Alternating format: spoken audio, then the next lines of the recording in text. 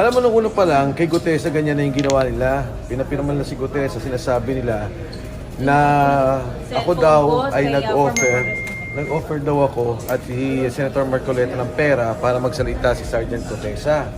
So ngayon, ginagawa na naman nila yung sa 18 Marines na pinapalabas na nagbigay o nag-offer ng pera para magsalita. Pero nakita nyo naman, napaka-normal yung pagsalita nila, kung ano talaga yung nakita nila, napaka-natural yung kanilang pananalita. At katunayan, pinapatawag nga nung Senator Alan Cayetano, yung mga nabanggit na pangalan, kung gusto nilang pumunta rito, para makapagsalita sila.